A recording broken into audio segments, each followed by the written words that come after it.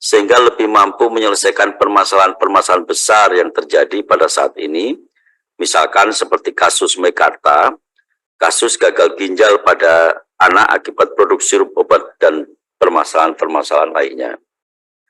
2. Perlindungan terhadap konsumen online, mengingat seringkali tampilan produk di halaman online tidak sesuai dengan produk yang diterima oleh konsumen. 3. Tanggung jawab importer dan distributor yang terkait garansi barang yang dijual. 4. Pengaturan tentang sanksi pelaku usaha, baik sanksi administratif, ganti rugi, maupun pidana yang perlu dipertegas. 5. Perlunya pengaturan terkait pelindungan data konsumen pada rancangan undang-undang. 6. Kewajiban para pelaku usaha khususnya terkait dengan kewajiban asuransi barang yang diperdagangkan, serta masukan-masukan lain yang disampaikan dalam rapat dengar pendapat pada tanggal tersebut. Terkait dengan hal tersebut di atas, pada kesempatan RDP kali ini, Badan Keahlian DPR RI akan kembali menyampaikan hasil penyempurnaan naskah akademik dan rancangan undang-undang tentang pelindungan konsumen yang selanjutnya akan menjadi draft final yang akan dibahas di Komisi 6 DPR RI. Untuk itu, sebelum penyampaian draft final naskah akademik dan rancangan undang-undang tentang pelindungan konsumen, kami persilahkan Kepala Badan Keahlian Setjen DPR RI untuk menyampaikan pokok pikiran terkait penyempurnaan naskah akademik dan rancangan undang-undang tentang pelindungan konsumen dimaksud. Kami persilakan. Silakan. Dari apa yang disampaikan Pak Sarmuji, saya tadi tidak melihat poin-poin yang akan diangkat ya di undang-undang ini, bahwa kita akan tahu kita sudah menandatangani perjanjian-perjanjian yang sifatnya internasional. Protection, nanti ada cross border ASEAN. Ini nggak terbaca saya dari apa yang disampaikan oleh Bapak tadi. Nah, ini apakah akan disebut di sini, karena menurut saya penting ya hal ini gitu. Terima kasih. Ya, nanti kalau ada masukan baru nggak apa-apa, disampaikan saja. Oke, silakan. Baik, terima kasih. Assalamualaikum warahmatullahi wabarakatuh. Selamat siang, salam sejahtera untuk kita semua. Salam, Om Swastiastu, nama budaya, salam bajikan. Yang saya hormati pimpinan Komisi 6 dan seluruh anggota Komisi 6 yang hadir secara fisik atau mungkin secara online. Pertama-tama kami mengucapkan terima kasih atas undangan untuk mempresentasikan kembali perkembangan draft naskah akademik dan RU ini. Izin kami juga menyampaikan selamat berpuasa bagi Bapak dan Ibu sekalian yang menjalankan puasa. Sebagaimana yang tadi disampaikan oleh pimpinan, bahwa memang poin-poinnya tadi dibacakan dan secara umum dikatakan itulah poin-poin yang menjadi perubahan atau tambahan yang tadi dibacakan oleh pimpinan. Sedangkan yang terakhir disampaikan oleh Ibu Evita, saya kira itu penting karena memang Indonesia sebenarnya sudah menandatangani dalam kawasan ASEAN aja kita punya kesepakatan itu, tetapi komitmen kita memang belum, dan saya kira nanti Komisi 6 yang terus mendorong kalau soal itu, karena itu soal perjanjian berkaitan dengan Asian Economic Community. Baik, kami dari Badan Keahlian, saya didamping oleh Ibu Kapus perancang undang-undang dan tim perancang undang-undang ini, ada dokumen yang disampaikan, naskah akademik, lalu kemudian draft RUU, lalu kemudian ada bahan presentasi yang sekarang sedang ditayangkan, tapi nanti saya hanya membaca pokok-pokok saja. Jadi di dalam tayangan ini, di bagian-bagian akhir nanti kita langsung saja ya, silakan ya, terus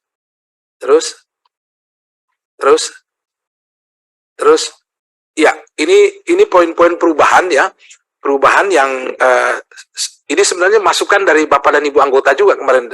Makanya waktu penutup, saya sampaikan bahwa ternyata permintaan dari Komisi 6 dengan standar yang cukup tinggi atau high call saya katakan waktu itu. Oleh karena itu beberapa hal yang disampaikan itu kami tampung, dan menurut saya itu memang seharusnya demikian, karena hukum perlindungan konsumen di Indonesia udah ketinggalan Pak dengan kawasan ASEAN, bahkan beberapa negara lainnya juga. Nah, yang pertama itu adalah menyempurnakan pengertian konsumen ya. Nah, jadi apa namanya, adalah orang perorangan atau badan yang membeli ya dan atau menggunakan. Jadi artinya tidak hanya perseorangan tapi badan atau lembaga juga. Lalu yang paling penting sebenarnya pertanyaan waktu itu dari Pak Dokter soal kesehatan. Nah, ini kita sudah jelaskan bahwa profesi di sini ada dua, profesi yang sifatnya komersial dan profesi yang sifatnya pelayanan. Itu juga termasuk, sehingga jasa kesehatan pun itu apa namanya termasuk yang dikaitkan dengan hubungan antara konsumen, pengguna jasa kesehatan, dan apa namanya rumah sakit, dokter. Karena itu pun jadi satu sistem juga di apa kesehatan kita masuk. Dan memang dari dulu dokter-dokter juga sebenarnya sudah siap juga bahwa mereka diperlakukan sebagai profesi yang juga memang harus dimintakan pertanggungjawaban itu kalau terjadi malpraktek dan lain sebagainya. Nah, lalu kemudian yang lain lanjut. Azas prinsip juga waktu itu ada tambahan dari anggota soal perlindungan data konsumen. Ini kita apa namanya harmonisasikan dengan undang-undang tentang pengembangan dan penguatan sektor keuangan. Di Undang-Undang Nomor 4 itu mengenai data konsumen ini sangat ditekankan. Maka di dalam undang-undang ini juga kita perkuat mengenai perlindungan data konsumen, termasuk undang-undang tentang perlindungan data pribadi. Itu juga kita sinkronkan, kira-kira seperti itu. Berikutnya objek. Nah, ini yang perlu dipertegas di dalam undang-undang ini, bahwa yang diatur dalam undang perlindungan konsumen ini ada dua hal. Pertama adalah berkaitan dengan bagaimana memproduksi barang dan jasa yang aman, nyaman, dan sehat. Itu satu objek produknya. Jadi jangan sampai ada produk yang merugikan kesehatan, mau makanan, kosmetik, dan lain sebagainya. Tapi yang kedua adalah cara berdagangnya. Jadi ada dua aspek. Satu, bagaimana produknya yang aman untuk dikonsumsi atau digunakan, baik barang maupun jasa. Yang kedua adalah cara berdagangnya, yang disebut dengan fair trade, ya, yang saya kira prinsip yang tidak asing lah untuk Komisi 6 ini ya. Jadi sebenarnya bagaimana berdagang yang baik agar konsumen itu dilindungi. Lalu kemudian bagaimana menghasilkan produk yang aman, nyaman, sehat untuk dikonsumsi, baik barang maupun jasa. Dan barang ini skupnya luas, mulai dari makanan sampai jasa, termasuk macam-macam lah, termasuk kosmetik. Saya kira yang paling banyak dirasakan ini oleh konsumen ya. Lalu kemudian di dalam naskah terbaru ini kita tambahkan lagi mengenai hak dan kewajiban konsumen untuk mendapatkan informasi, lalu kemudian mendapatkan dan atau keluhannya ditampung. Jadi ada penambahan berkaitan dengan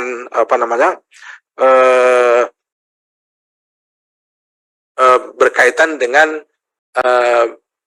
kewajiban dan hak dari konsumen maupun pelaku usaha ya. Berikut.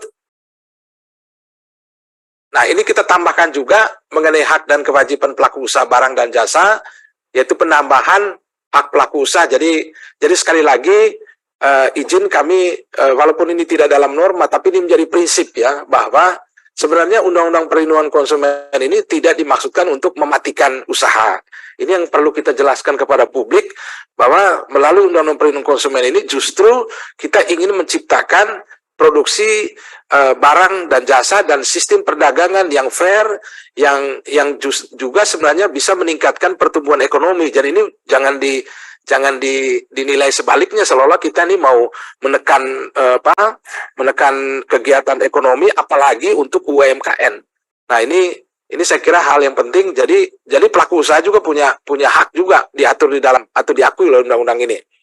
Nah, lalu kemudian ada beberapa juga tambahan ya mengenai larangan ya bagi pelaku usaha yaitu mengenakan biaya kepada konsumen dalam melaksanakan kebijakan dan prosedur layanan pengaduan. Jadi ini pun sebenarnya kita harmoniskan, ya, harmonisasikan dengan ketentuan di OJK. Jadi kalau boleh kami tambahkan pimpinan dan anggota dewan, kalau kami ikuti perkembangan regulasi tentang perlindungan konsumen selama ini, memang di sektor jasa keuangan, walaupun prakteknya masih implementasi, masih banyak terantuk-antuk kasus asuransi dan sebagainya, tetapi kita harus akui bahwa spirit dan semangat perlindungan konsumen di sektor jasa keuangan udah kuat. Dibangun dengan Sokogurunya itu ada otoritas jasa keuangan. Nah, harapan kita di luar jasa keuangan ini juga harus kuat. Barang dan jasa yang lain pun harus kuat, dan itu yang kita mau setarakan, selaraskan. Jadi tidak hanya di undang-undang tentang P2SK atau OJK, tapi di sini pun untuk barang dan jasa kita perkuat paling tidak selevel. Gitu. Berikut kegiatan produksi barang dan jasa. Nah, ini beberapa ketentuan.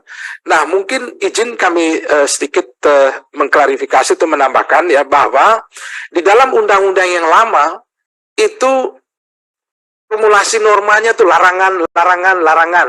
Rasanya kita juga, Pak, kalau cek larangan pelaku usaha itu ngeri juga. Nah, kami mencoba untuk memformulasikan ke formasi yang positif.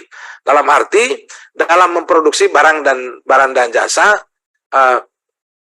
kalimat normanya tidak dalam bentuk larangan, tetapi pelaku usaha perlu memenuhi standar. Kalau dulu kan tidak memenuhi standar, jadi kita menormakannya secara positif, Pak, supaya jangan terkesan pelaku usaha kayaknya ditantekan, walaupun secara substansi memang agak berbeda, tetapi ini yang kita coba perhalus, ya. Jadi untuk apa kita menulis larangan-larangan, malah membuat ya. Selamat siang pimpinan Pak Haikal, terima kasih banyak Pak, kami sudah mulai.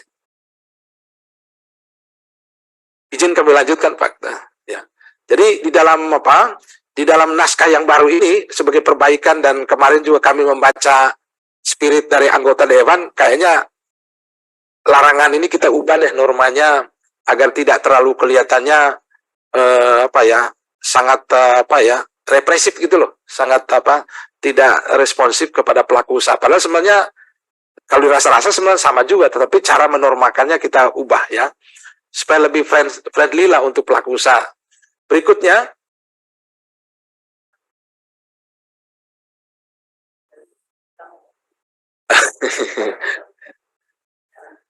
tetap pasti juga Bu, walaupun friendly.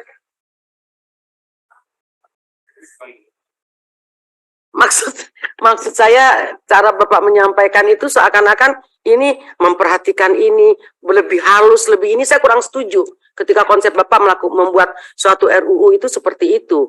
Undang-undang ini sesuatu yang pasti, sesuatu yang tegas. Jadi ya kalau memang harus dilarang, ya dilarang gitu loh. Kalau tidak boleh, ya tidak boleh. Nggak ada yang lebih lunak. Saya kurang sepakat kalau memakai konsep itu di dalam membentuk suatu undang-undang. Terima kasih.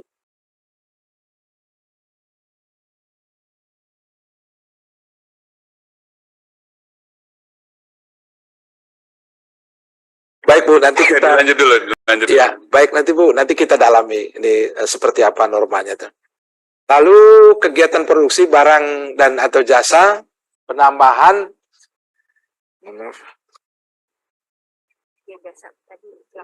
sebentar, supaya nggak bisa baca. Penambahan kegiatan produksi dan perdagangan barang, ya. Nah, sekarang untuk pelaku untuk jasa, ya, kita tambahkan kegiatan, ya, pelaku usaha barang wajib menawarkan, ya, mempromosikan, memperkilankan barang dan membuat pernyataan yang benar mengenai. Nah, ini lagi-lagi yang disampaikan oleh Ibu. Kalau dulu dilarang, nah sekarang kita jadi sebenarnya larangan dan kewajiban itu juga hampir sama juga. Jadi kita ubah menjadi kewajiban, tapi lebih pada positif. Itu aja sebenarnya. Tapi esensinya, mohon maaf Bu, ya tetap sama sih sebenarnya, ya. Berikut penambahan, ya. Nah, ini juga tetap ada Bu mengenai perjanjian baku.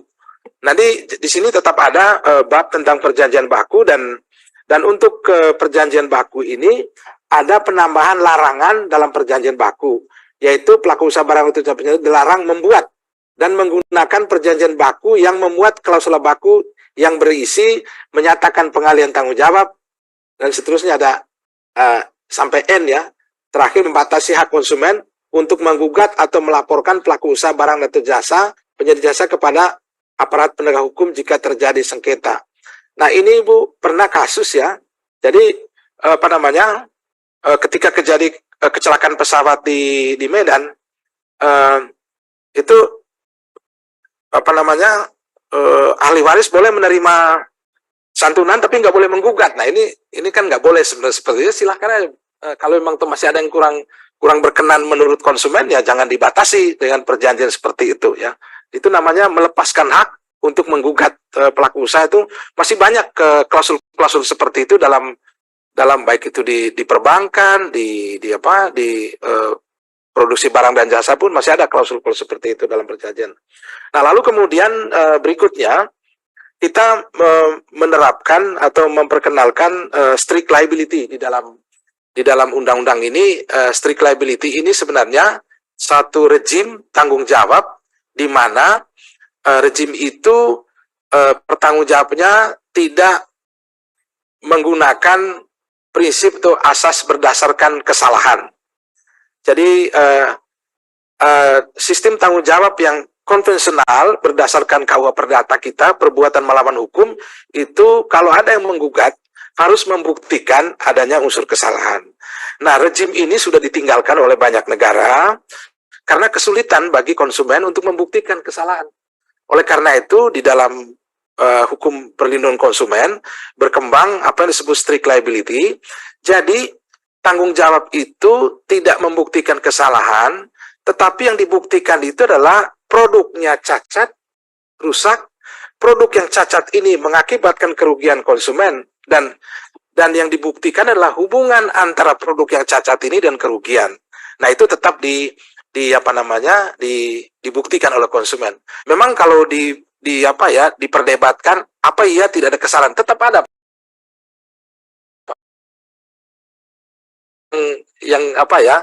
yang kurang dalam produk pasti ada kesalahan, tetapi ini konstruksi hukum sebenarnya supaya di pengadilan kita tidak berdebat soal bersalah mana salahnya. Nah, jadi formulasi doktrinnya kita mengangkat apa yang strict liability ini dan konsep ini sudah diterapkan. Singapura sudah, Filipina sudah, Malaysia sudah, Thailand sudah, apalagi di Eropa dan Amerika sudah, dan tinggal kita aja yang belum. Jadi mudah-mudahan ini nanti sebagai suatu kemajuan. Dan perlu kami sampaikan juga, dulu juga di dalam sistem hukum kita masih berdebat soal strict liability di bidang hukum pidana. KUHP baru kemarin sudah menerapkan itu. Jadi KUHP kita yang baru, Undang-Undang Nomor 1 Tahun 2023 sudah mengadopsi strict liability. Dulu kita cuma beban pembuktian terbalik. Tetapi dalam prakteknya, ternyata beban pembuktian terbalik ini justru meringankan pelaku usaha karena mereka mudah membuktikan bahwa dirinya tidak bersalah. Nah, ini kelemahan dari undang-undang lama yang mengandalkan beban pembuktian terbalik. Ternyata dalam prakteknya itu justru merugikan konsumen karena pelaku usaha sangat mampu untuk membuktikan bahwa dirinya tidak bersalah. Itu yang lainnya berikutnya lagi.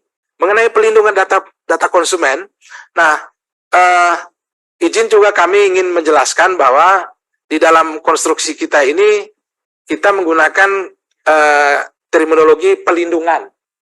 Kalau perlindungan itu dia wadah, jadi ini kalau pelindungan itu kebijakan, ya.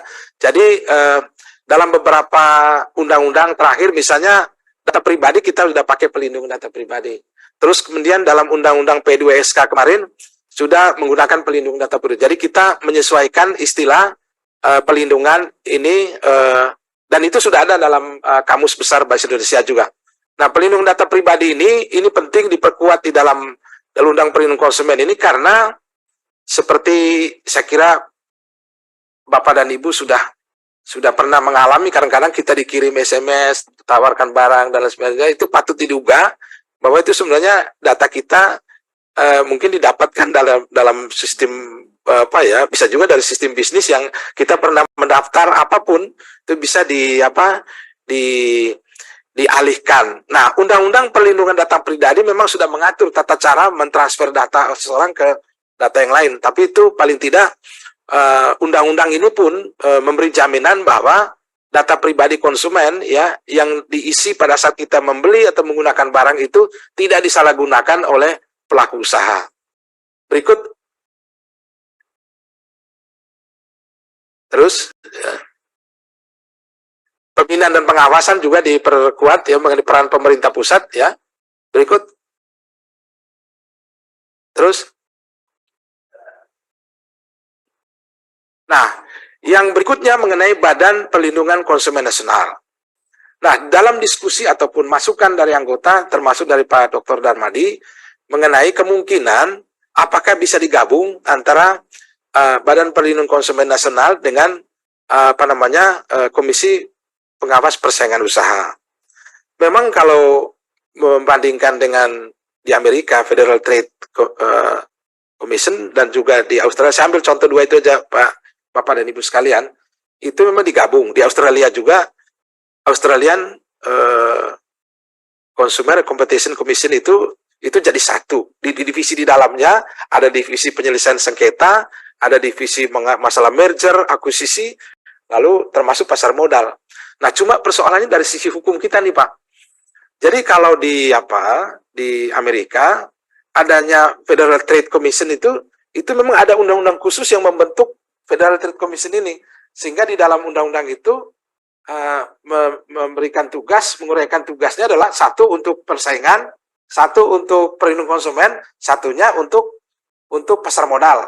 Nah, di Australia juga itu di bawah Undang-Undang Trade Practice Act. Jadi satu undang-undang. Nah, kesulitan kita ini kalau mau digabung, KPPU itu ada Undang-Undang Persaingan Usaha, Perlindungan Konsumen, BPKN memang lahir dari Undang-Undang Perlindungan Konsumen. BAPEPAM itu ada di bawah Undang-Undang BAPEPAM. Sehingga pimpinan dan anggota Dewan pada kesempatan ini izin kami hanya sampai pada posisi untuk memperkuat BPKN, menambah kewenangannya, jadi tidak menggabungkan. Penggabungan yang kami lakukan di sini sekalian saja, yaitu ketika kita bicara tentang Badan Penyelesaian Sengketa Konsumen. Nah, draft yang kita ajukan ini pimpinan dan anggota Dewan, kami mengusulkan untuk didiskusikan di Komisi 6 agar Badan Penyelesaian Sengketa Konsumen ini menjadi bagian dari BPKN. Jadi itu adalah fungsi dari BPKN salah satunya. Jadi fungsi dari BPKN ini lebih bersifat eksekutorial, jadi tidak lagi hanya memberikan masukan, pertimbangan, tapi secara ketatanegaraan, fungsi dan tanggung jawab pemerintah pusat itu sebagiannya diserahkan kepada BPKN. Yang lainnya diserahkan kepada kementerian. Oleh karena itu, maka BPKN ini sebenarnya bagian dari pemerintah pusat juga yang melaksanakan beberapa fungsi perlindungan konsumen yang diatur dalam undang-undang ini. Jadi, secara ketatanegaraan, ada yang dilaksanakan oleh Kementerian Perdagangan, ada yang dilaksanakan oleh Kementerian Sektoral, dan ada yang diserahkan kepada BPKN. Nah, khusus untuk BPKN, misalnya ya, contoh yang menjadi penguatan kita, BPKN lah yang nanti menetapkan pedoman pembuatan perjanjian baku yang tadi kita sampaikan. Itu disetarakan dengan OJK. OJK sekarang yang bertanggung jawab dan punya kewenangan untuk membuat pedoman bagaimana perusahaan-perusahaan perbankan, jasa keuangan itu membuat perjanjian. Nah, itu dikeluarkan oleh OJK. Nah, sekarang izin kami mengusulkan agar itulah menjadi kewenangan BPKN, membuat pedoman supaya perusahaan-perusahaan kalau membuat perjanjian atau kontrak baku itu mengacu pada pedoman yang dibuat oleh BPKN. Menurut kami ini termasuk yang usulan yang mohon untuk dipertimbangkan sebagai pengiatan. Itu.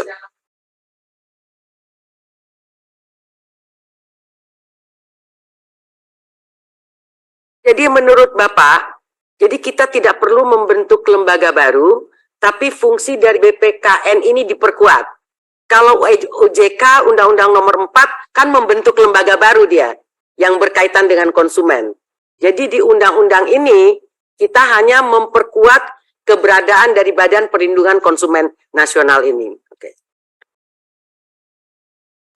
Izin pimpinan sekalian sebelum lupa. Pak, ini kan tadi tujuannya agar BPKN ini diperkuat ya. Nah, selama ini kan kita tidak terlalu mendengar bahwa ternyata BPKN ini ada di Indonesia. Karena banyak sekali korban-korban, konsumen-konsumen yang merasakanlah menjadi korban, termasuk diantaranya saya lah, menjadi korban sendiri dari pelaku usaha.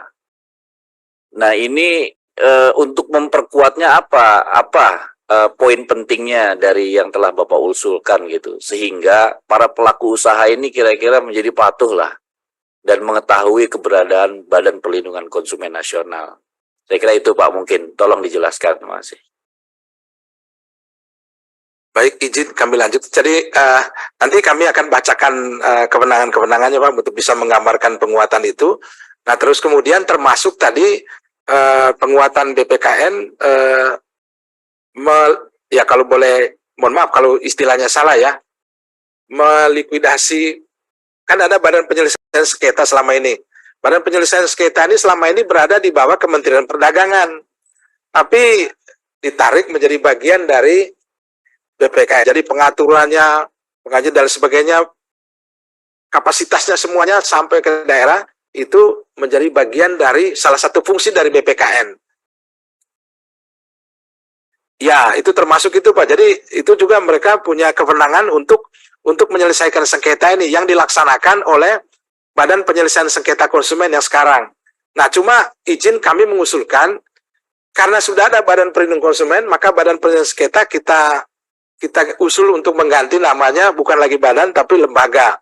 Nah, lembaga ini sama dengan istilah di Undang-Undang P2SK, Bu. Di P2SK itu kan nggak menyebut badan, tapi lembaga alternatif penyelesaian sengketa konsumen. Nah, kita pakai aja istilah itu, supaya tidak duplikasi antara badan dengan, seolah ada badan, di dalam badan ada badan lagi, kira-kira begitu. Ini kira-kira gambaran yang salah satu yang hasil. BPSK ini di bawah BPKN. Ya, sekarang di bawah Kemendak, Bu.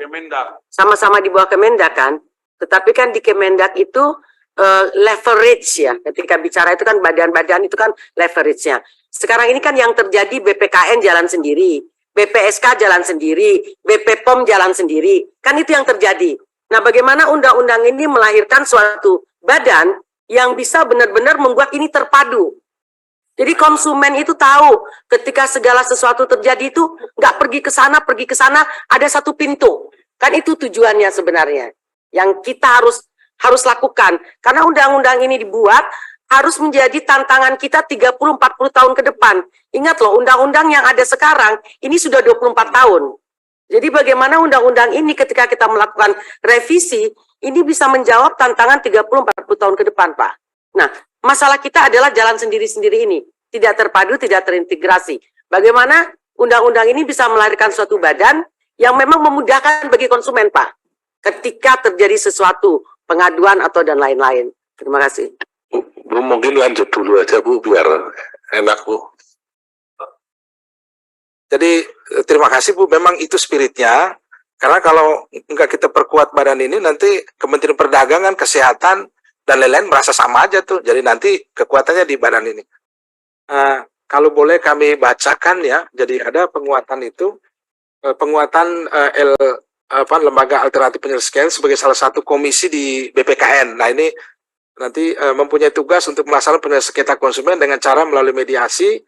Lalu kemudian pembiayaan BPKN juga langsung menjadi dibebankan kepada APBN. Selama ini BPSK itu pertama nggak jelas anggarannya, SK-nya menteri tapi anggarannya ke kabupaten kota. Nah, kadang-kadang enggak dulu pertamanya kabupaten kota. Terakhir setelah 2014 dialihkan ke provinsi. Tapi itu juga masih. Nah, di sini ya karena ini menjadi bagian dari badan ini nanti kita tetapkan ini menjadi institusi atau lembaga pemerintah pusat yang melaksanakan fungsi penyelesaian sengketa dan dibebankan kepada APBN. Lalu partisipasi masyarakat ya. Berikutnya adalah dalam kaitan partisipasi masyarakat ini diatur tentang lembaga perlindungan konsumen swadaya masyarakat dan sudah ada prakteknya selama ini. Lalu kemudian perbaikan penyempurnaan bab tentang pengaduan konsumen, yaitu pengaduan yang disampaikan BPKN.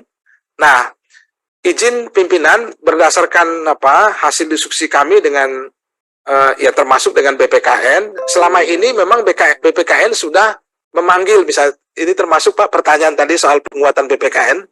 Mereka memanggil pelaku usaha kira-kira seperti, tapi nggak ada dasar hukumnya. Jadi ketika ada sengketa, selama ini BPKN itu diam-diam melakukan itu, tapi nggak ada dasar hukumnya. Nah, di dalam undang-undang baru ini kita usulkan bahwa memang BPKN juga berwenang untuk ya nanti ini anu lah Pak. Jadi kita perlu, artinya kita perlu benahi di nanti.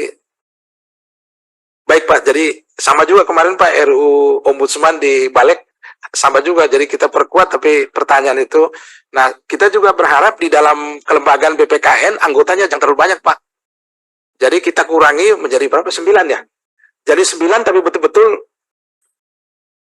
minimal 15. dulu minimal 15 sampai 25. Jadi itu harapan kami sih sebenarnya yang paling penting itu adalah sistem pendukungnya untuk sedangkan komisionernya atau komisioner, memang mereka disebut komisioner, betul-betul orang-orang yang iya bisa lebih mantap.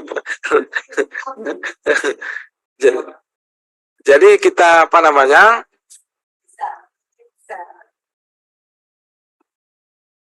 jadi jumlahnya dikurangi, tetapi kualifikasi, tugas dan kewenangannya diperkuat, jadi lembaganya diperkuat, kira-kira begitu. Ya. Lalu apa lagi? Izin Ketua, memang ada masalah dengan jumlah yang sekarang itu. Nggak bekerjanya karena kebanyakan orang atau memang nggak ada kewenangannya? Banyakan orang nggak ada kewenangannya. Nah, Kombinasi. kalau itu orangnya tetap kewenangannya ditambah kan bisa aja. Ya. Sensi ini kadang-kadang mau ngurang-ngurangin porsi orang ini. Kalau gitu. Kalau P3 Orangnya agak tetap, sensi kalau dikurang-kurangin. Kewenangannya ditambah. Itu dong. Iya, nggak apa-apa. Itu kan nanti kita putuskan bersama. Ya lanjut Pak Santi. Baik, pimpinan. Lalu barangkali masalah penting yang perlu kami sampaikan juga soal ketentuan pidana. Jadi kami mencoba untuk menselaraskan antara ketentuan pidana yang ada dalam Undang-Undang Perlindungan Konsumen ini dengan yang diatur dalam Undang-Undang P2SK. Di dalam Undang-Undang P2SK itu juga ada sanksi yang yang terkait dengan pelanggaran ketentuan perlindungan konsumen di P2SK ya. Jadi kita mencoba untuk mengharmoniskan, karena jangan sampai terlalu timpang, walaupun kami tahu dan mungkin nanti untuk didiskusikan, dibahas di Komisi 6, karena memang angka-angka sanksi denda di P2SK itu tinggi-tinggi Pak, sampai ya karena di sektor keuangan barangkali ya, sampai triliunan, tetapi ya mungkin nanti untuk dipertimbangkan di Komisi 6 apakah memang angkanya seperti itu untuk barang dan jasa, tapi intinya kita mencoba untuk polanya sama dengan di undang-undang tentang P2SK. Hanya angkanya mungkin bisa berbeda, karena itu bisa menjadi beban bagi pelaku usaha. Lalu kemudian berikutnya adalah mengenai ketentuan peralihan. Ketentuan peralihan itu terkait dengan keberadaan dari BPKN, lalu kemudian Badan Penyelesaian Sengketa yang kemudian kita alihkan menjadi Lembaga Alternatif Penyelesaian Sengketa Konsumen. Nah, lalu kemudian di ketentuan penutup itu adalah pengaturan kewajiban untuk menyesuaikan dengan undang-undang baru ini dalam waktu 2 tahun yang akan datang. Nah, itu mungkin waktu yang cukup atau mau dimajukan nanti silakan pimpinan atau anggota Komisi 6 yang akan memutuskan apakah 2 tahun itu terlalu lama, mana yang lebih cepat lagi. Tapi kami mengajukan usulannya itu adalah 2 tahun. Oh sudah. Ya. Nah, satu juga pimpinan dalam rangka penguatan BPKN tadi yang juga ditanyakan, kalau di Undang-Undang P2SK atau OJK itu bisa mewakili konsumen untuk melakukan gugatan.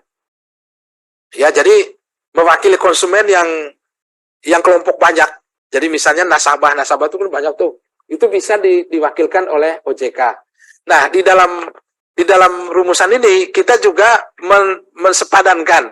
Jadi BPKN dapat mewakili konsumen kalau itu misalnya keracunan makanan atau apalagi ya kayak kasus sekarang apa namanya ya itu hampir mendekati class action Pak.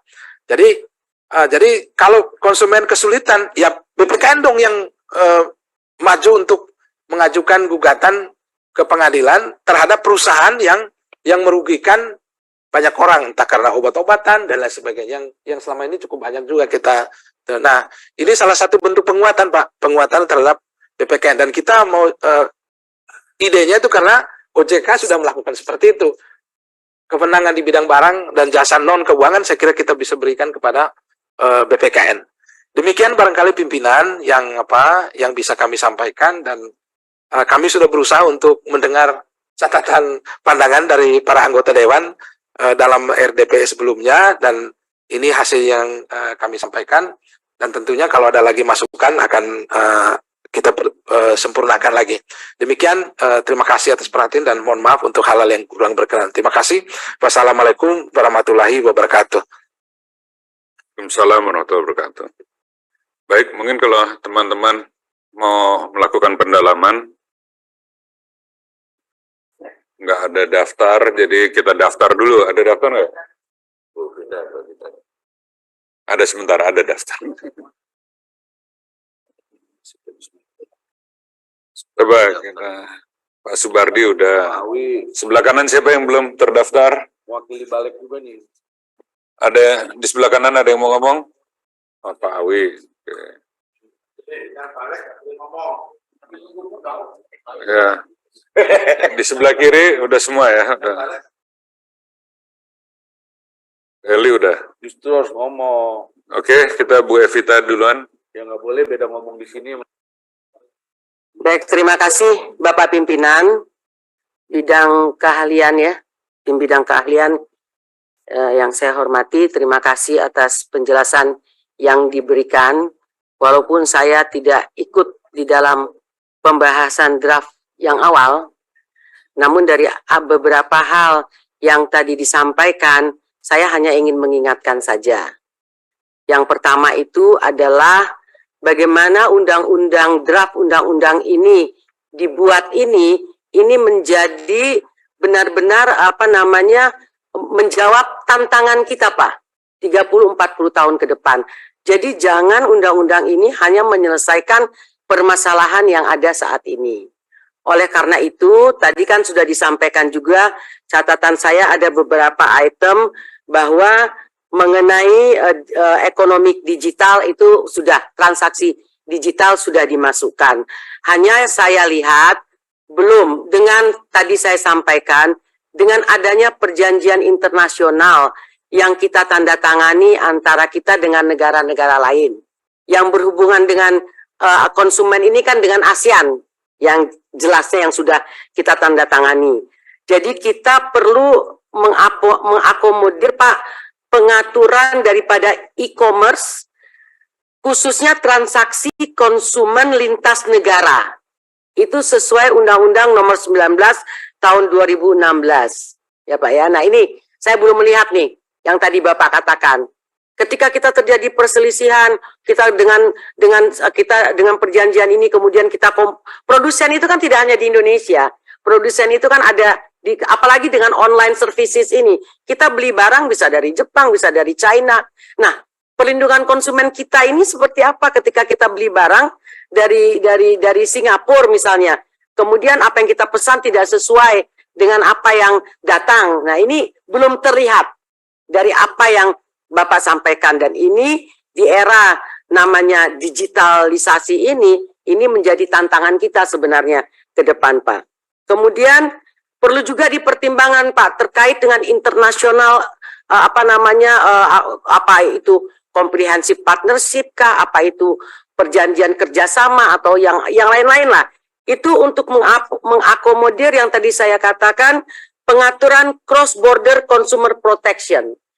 Yang lain kita belum ada dengan negara lain. Kita sudah tanda tangan dengan ASEAN Pak. Jadi mungkin ini juga menjadi bahan pertimbangan kita. Ke depan tidak memungkinkan kita juga menandatangani cross border protection ini tidak hanya dengan ASEAN tapi dengan negara-negara lain. Ini belum terlihat dari apa yang Bapak paparkan tadi. Kemudian tadi Bapak menyampaikan bahwa ada undang-undang di Thailand, di Australia, di sini, negara-negara lain. Saya ingin tahu saja, dalam ketika Bapak membuat draft undang-undang ini, referring Bapak lebih banyak ke negara mana? Sebenarnya kesesuaian kita ini dengan negara mana yang lebih banyak?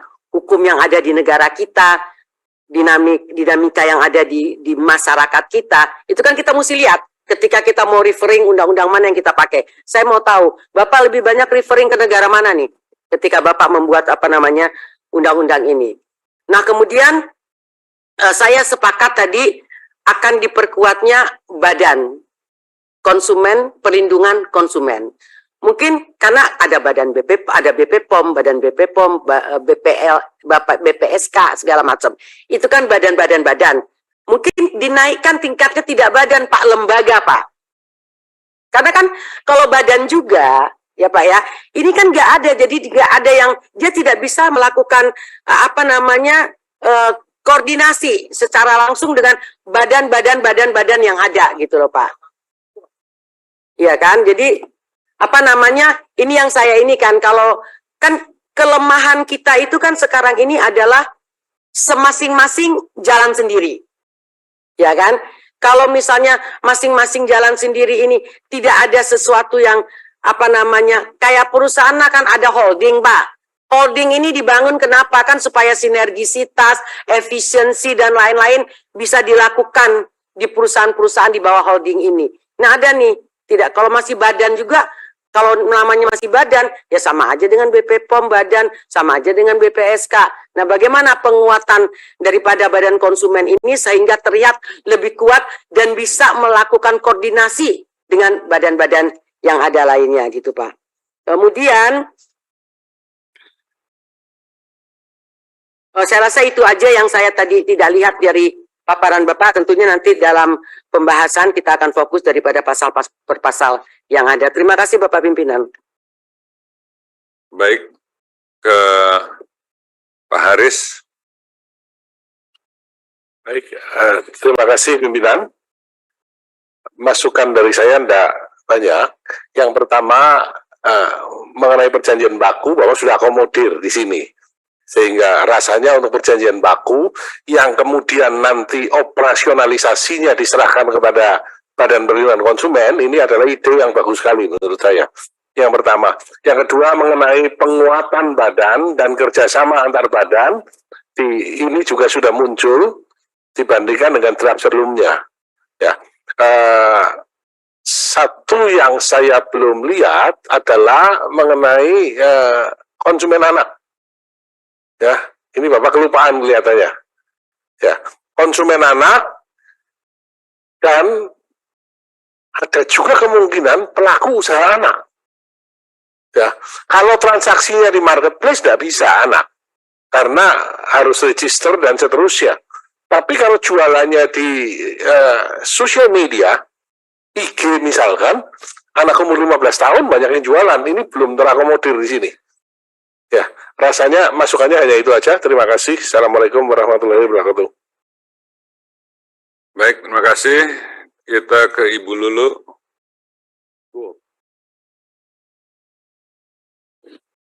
Iya, terima kasih Pak. Terima kasih pimpinan, Bapak Ibu anggota yang berbahagia, dan Kepala Badan Keahlian DPR. Ada beberapa hal yang ingin saya tanyakan sebenarnya. Yang pertama, undang-undang ini berlaku ke dalam atau juga keluar? Jadi undang-undang ini rencananya mengikat kita untuk kita, atau kita mengikat kepada pihak-pihak yang akan juga bermitra atau kerjasama, atau yang memperlakukan Indonesia sebagai pasar atau konsumennya mereka gitu.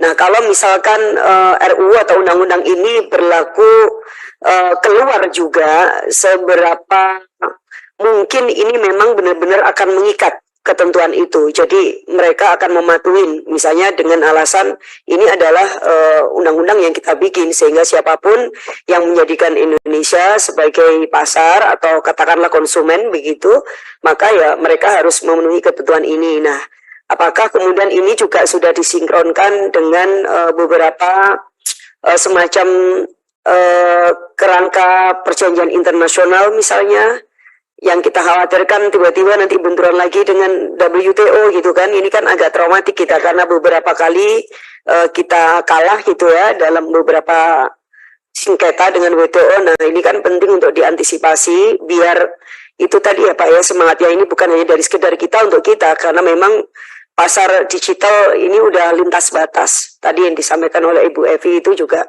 benar, apalagi belum ada pengaturan sebenarnya yang terkait dengan pasar online itu gitu, yang nggak punya negara, nggak punya tata batas dan no rules. Rulesnya itu ya nothing sebenarnya.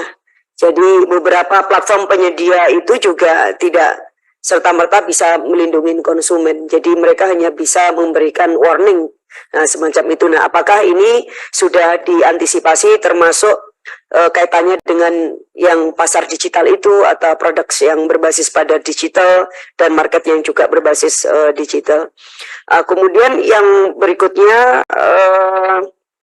yang kaitannya dengan selain jasa dan barang termasuk hal-hal yang sifatnya diproduksi kan Pak ya. Jadi apapun yang diproduksi itu dimaknai sebagai barang gitu. Ya, ini mungkin perlu didefinisikan kali ya, nanti itu ya lebih jelas apakah itu di naskah akademiknya atau apa, sehingga lebih bisa difahamin oleh publik yang dimaksudkan dengan barang dan jasa itu gitu. Jadi semua yang dimaksudkan dengan dan oleh ketentuan RUU ini gitu. Termasuk misalnya saya membayangkan kalau ada produk pertanian gitu. Nah, ya kan? Ternyata produk pertanian ini diolah melalui cara-cara yang sangat membahayakan kesehatan konsumen misalnya. Nah, apakah ini juga yang akan dikenain melalui pasal-pasal yang diatur di dalam RUU ini? Atau termasuk misalnya barang-barang impor pangan kita yang nyata-nyata itu mengandung GMO misalnya. Sementara di undang-undang yang lain GMO itu belum bisa diterima. Saya tidak tahu kalau hari ini ternyata diterima. Padahal kalau kita mau konsisten, misalnya GMO itu tidak diterima, kedelai yang kita impor itu kan 100% ya GMO semua. Nah, ini kan agak bertolak belakang sebenarnya. Apalagi ketika MUI bilang GMO itu haram. Kemudian Gereja Vatikan itu juga mengatakan haram dan mereka melakukan perang terhadap Monsanto dan lain-lain gitu. Nah, konsumen ini, bagaimana kita melindungi konsumen dari praktek-praktek bisnis yang kira-kira semacam itu gitu. Jadi mereka menggunakan zat atau kemudian bahan dan lain-lain yang mungkin di undang-undang yang lain itu sementara masih belum bisa diterima. Misalnya undang-undang pangan gitu ya. Itu sih yang ingin saya tanyakan, termasuk sebenarnya konsumen rokok ini Pak. Dan lain-lain. Oh ya, sebelum sampai ke konsumen rokok. Nah, kewajiban lain bagi para produsen misalnya atau penyedia jasa dan barang selain yang terkait dengan hal-hal yang sifatnya informatif, seperti yang dicantumkan di sini, CSR itu termasuk kewajiban apa enggak? Enggak, ini pertanyaan. Ya, misalnya ada perusahaan rokok, dia memang wajib mencantumkan, kira-kira gitu kan, misalnya madorot, maslahat, oke, informasi kandungannya dan sebagainya. Tetapi apakah kemudian ada hal yang lain yang juga perlu dilindungi oleh konsumen yang tidak secara langsung dia sebenarnya juga bisa dirugikan gitu loh dalam jangka panjang, entah itu kesehatan atau apapun, sehingga mereka juga punya kewajiban untuk preventifnya itu gitu melalui apakah pelayanan kesehatan ataukah kemudian dalam bentuk-bentuk yang lain, saya nggak tahu. Maksudnya ini kan kita diskusi, artinya kita bisa menjangkau sampai ke sana apa enggak, kira-kira seperti itu. Ya, gitu dulu Pak. Terima kasih Pak. Jadi sebetulnya yang dimaksud Mbak Lulu itu nanti Badan Perlindungan Konsumen itu bisa mengeluarkan ketentuan atau persyaratan ataupun menerbitkan semacam aturan atau surat edaran bentuknya Itu kan kira-kira begitu kan? Ya. Nah, yang apa-apa ini kan pertanyaan. Kita lanjut ke Pak Subardi. Terima kasih pimpinan. Assalamualaikum warahmatullahi wabarakatuh. Yang saya hormati pimpinan dan anggota DPR RI Komisi 6, Bapak Kepala Badan Keahlian DPR RI dan jajarannya. Mungkin sebelum kami pada substansi dari isi undang-undang, saya ingin sampaikan, kalau boleh saya berikan satu gambaran apa yang telah dipaparkan dari materi ini. Ini ada satu filosofis. Undang-undang itu memberikan dua arah daripada edukasi, pertama terhadap pengguna dan atau konsumen, dan kepada produsen. Artinya begini, undang-undang ini dirubah agar pengguna atau konsumen itu menjadi pintar, menjadi tahu hak dan kewajibannya yang dia tahu, yang dia harus tahu ketika membeli suatu produk itu yang baik bagaimana, harus bagaimana dan sebagainya, yang sesuai dengan Orian ini, arahnya ke sana, filosofinya ke sana. Jadi tidak hanya sebatas konsumen itu diberikan hak-hak tapi tidak diberikan edukasi, mungkin arahnya ke sana. Jadi supaya agar konsumen pintar lah. Nah, bahasanya terjemah nanti bagaimana orangnya, dari konsumen itu menjadi pintar atau pengguna itu menjadi pintar. Ini produk itu standar tidak, produk itu bagus tidak, dan sebagainya. Nah, kemudian arah ataupun yang kedua arahnya adalah supaya pelaku usaha itu juga memenuhi kewajibannya, yaitu standarisasi dari produknya, pada produk makanan. Bagaimana makanan yang harus dia produk itu harus standar, ya, sehingga konsumen tidak dirugikan, konsumen itu selamat dan sebagainya yang sesuai uraian yang disampaikan oleh Pak Ketua ini, Pak Kepala ini. Nah, memang hal ini masih ada ruang yang belum masuk, yang tadi juga disampaikan oleh teman-teman anggota, ya, yaitu fungsi ruang-ruang yang masuknya lembaga penyelesaian sengketa dan pengawasan. Nah, tidak perlu kita merubah undang-undang yang banyak, tapi dalam hal undang-undang perlindungan konsumen ini diberikan ruang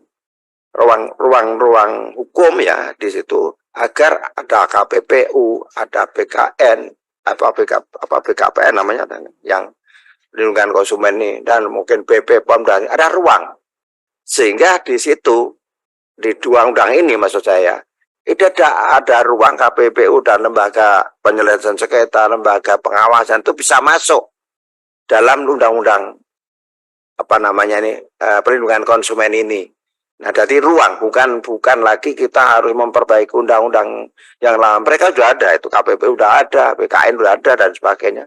Tidak perlu di sana. Kalau merubah ya undang-undang yang mereka punyai, tapi di sini diberikan ruang masuk BPOM dan misalkan, mungkin tadi yang sampaikan mungkin halal juga tidak hanya dari MUI, tapi dari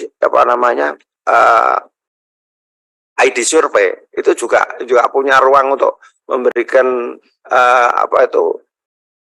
halal. Dia bisa sertifikat halal, dia bisa melakukan itu. Nah, kemudian dari sisi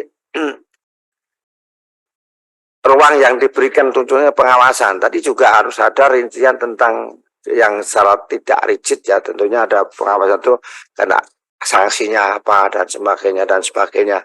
Jadi ada ruang yang hanya tidak ada ruang kosong, tapi dia ada ruang geraknya dengan pasal-pasal ataupun ayat yang memberikan lembaga itu bermain ataupun ikut memperkuat undang-undang ini. Kemudian juga untuk penyelesaian sengketa dan penyelesaian sengketa dan kaitannya pengawasan dan penyelesaian sengketa, ya. Nah, itu harus ada satu ruang mereka melakukan satu mediasi agar hak konsumen dan hak-hak daripada produsen itu terlindungi. Bukan nanti jadi ruang yang menjadi salah menyalahkan. Nah, garis besarnya itu mungkin yang ingin saya sampaikan. Nah, saya memang belum mencermati dari substansi pada perubahan ini, tapi secara filosofi saya sampaikan tadi bahwa ini adalah memberikan ruang pintar kepada pengguna ataupun konsumen dan pelaku usaha atau apa namanya atau produsen itu menjadi memproduk yang standar sehingga tidak merugikan konsumen, berkualitas sehingga punya daya saing yang tinggi di kancah produsen atau perdagangan. Mungkin itu, terima kasih. Assalamualaikum warahmatullahi wabarakatuh.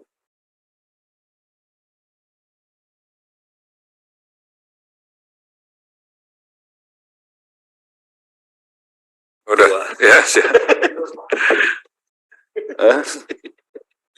Ya, lagi puasa, Pak.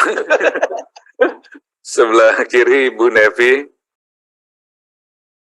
Ya, terima kasih pimpinan anggota dan komisi 6 kami hormati.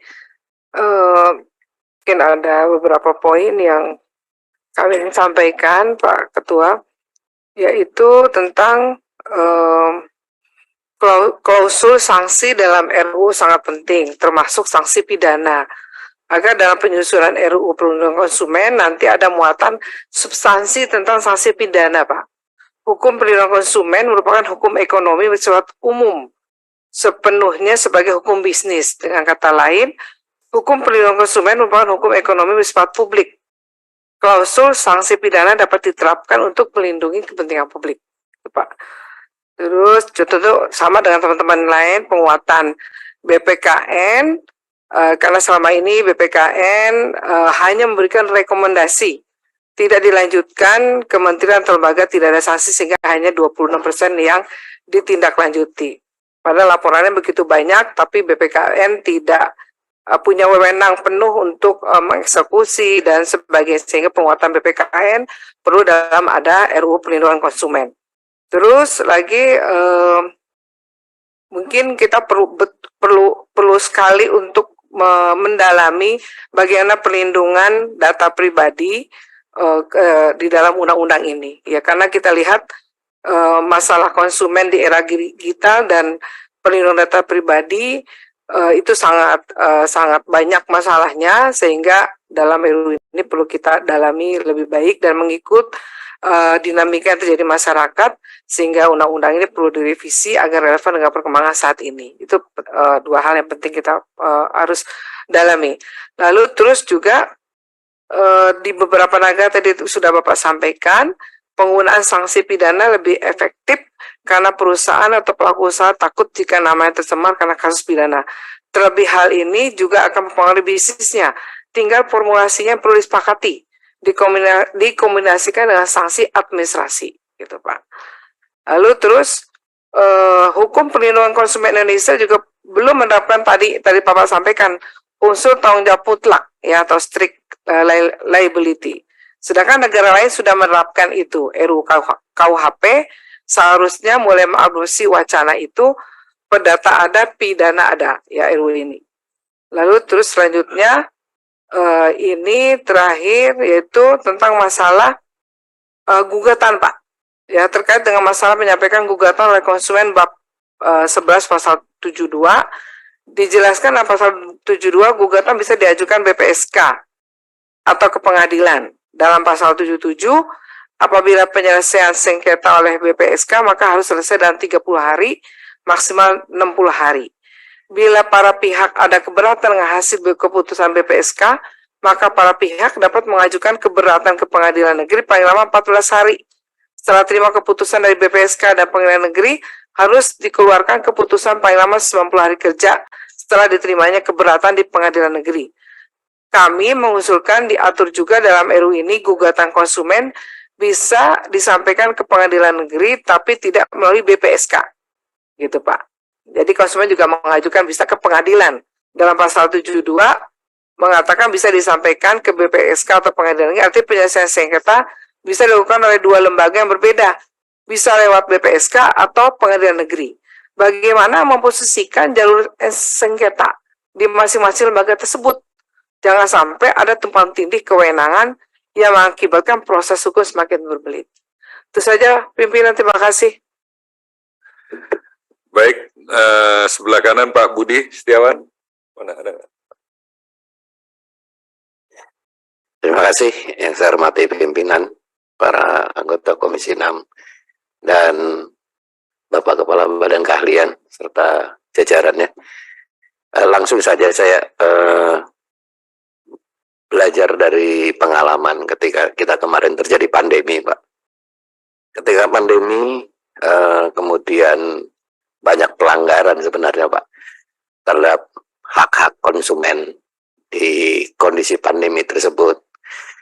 Dalam naskah Bapak di sini, objek yang akan Bapak atur adalah terkait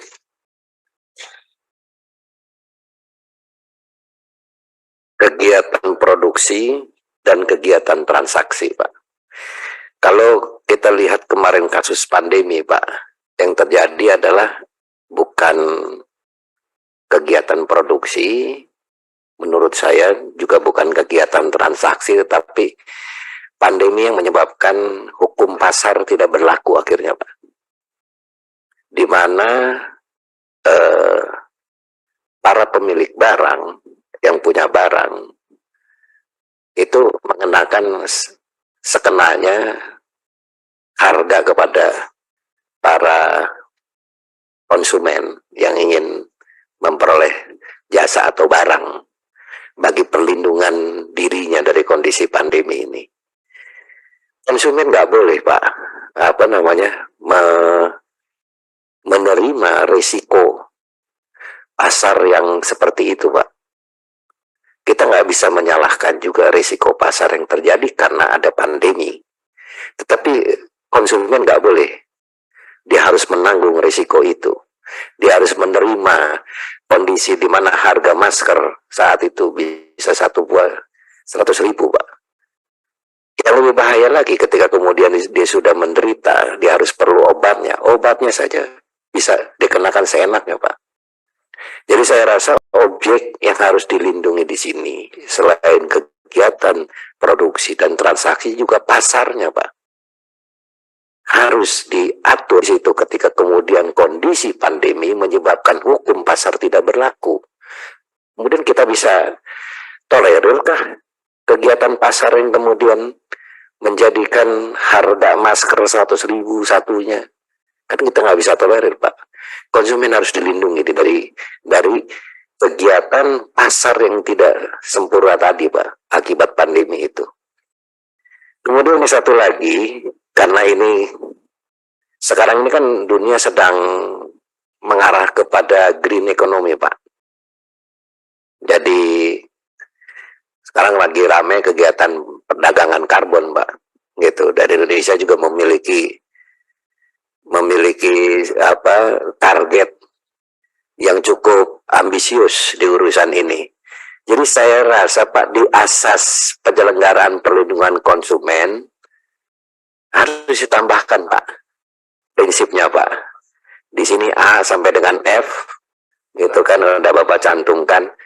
Saya rasa saya usul untuk ditambahkan terkait dengan ramah lingkungan, Pak.